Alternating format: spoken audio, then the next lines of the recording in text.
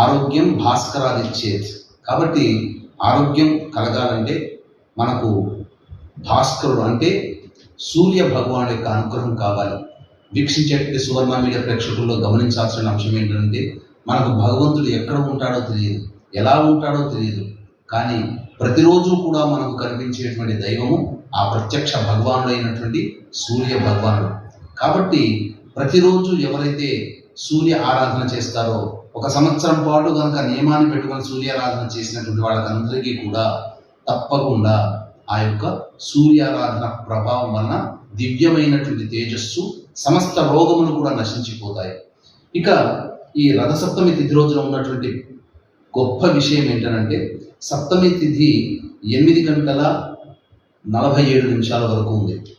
ఇక సప్తమి తిథి 8:57 వరకు, భరణి నక్షత్రం 8:48 వరకు ఉంది. కాబట్టి ఈ సప్తమి తిథి భరణి నక్షత్రం 8:45 వరకు కదా, తదనంతరం కృత్తికా నక్షత్రం వస్తుంది.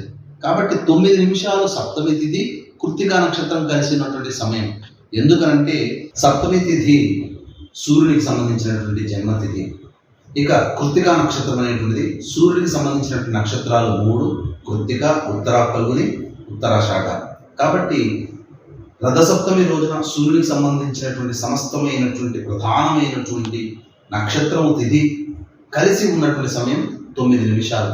ఈ 9 నిమిషాలలో మీరు స్నానం ఆల్రెడీ మీరు ఉదయమే స్నానం చేసి ఉంటారు సూర్యోదయం కంటే ముందే. కాబట్టి మీకు దగ్గరలోని బ్రాహ్మణ మీకు అవైలబుల్గా ఉన్నట్లయితే బంగారు ప్రతిమ కానీ, వెండి ప్రతిమ కానీ, రాగి ప్రతిమతో చేసినటువంటి సూర్యుని యొక్క ప్రతిమని దానం చేయండి. ఇక ఈ సూర్యారాధనలో విశేషమైనటువంటి రథసప్తమి తిథి రోజున సూర్యోదయం కంటే ముందే స్నానం ఆచరిస్తారు. తదనంతరం ఇంట్లోకి చేరుకొని దీపారాధన చేయాలి. ఆవు నెయ్యితో దీపారాధన చేసిన తర్వాత సూర్యాష్టకం 11 సార్లు పారాయణం చేయండి. ఆదిత్య హృదయం 3 సార్లు పారాయణం చేయండి. ఇంకా మీకు భక్తి ఉంది, సమయం ఉంది అనుకుంటే విష్ణు సహస్రనామ పారాయణం చేయండి. ఇక తదనంతరం ఆ రోజున చిక్కుడు ఆకులతో, చిక్కుడు గింజలతో ప్రాశస్తం, చిక్కుడు గింజలతో, చిక్కుడు కాయలతో సూర్యుని యొక్క రథాన్ని తయారు చేస్తారు. ఇంట్లో అనాదిగా వస్తున్నటువంటి ఆచారం.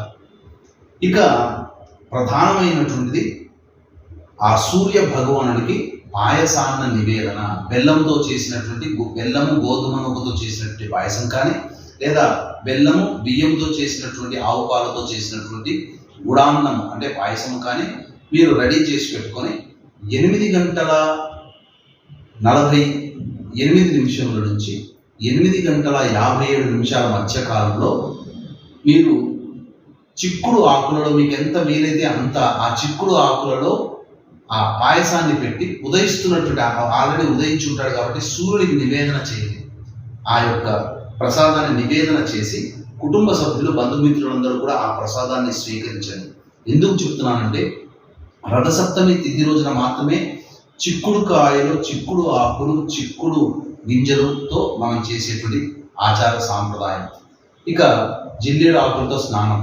ప్రసాదం మాత్రం చిక్కుడు ఆకుల్లో రథసప్తమి తిథి రోజునే స్వీకరించాలి అని ఎందుకన్నారంటే, ఆ చిక్కుడు ఆకుల్లో ఉండేటువంటి రసాయనము, గోధుమ పాయసము దానికంటే ఆక్సిడీకరణ అంటే ఆక్సిడైజేషన్ అనేటువంటిది జరిగి, రసాయనిక చర్య అక్కడ జరిగి ఆ యొక్క ప్రసాదము అమృత తుల్యమవుతుంది.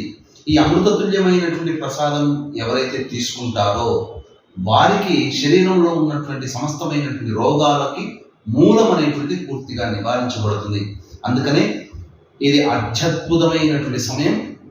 ఉదయం 8:48 నుంచి 8:57 మధ్యలో మీరు ఆ యొక్క ప్రసాదాన్ని సూర్యుడికి నివేదన చేసి మీరందరూ కూడా భుజించండి. తప్పకుండా ఆరోగ్యం అనేటువంటిది చేకూరి అనారోగ్యం నుంచి బయటపడతారని చెప్పడంలో ఏమాత్రం సందేహం లేదని చెప్పవచ్చు.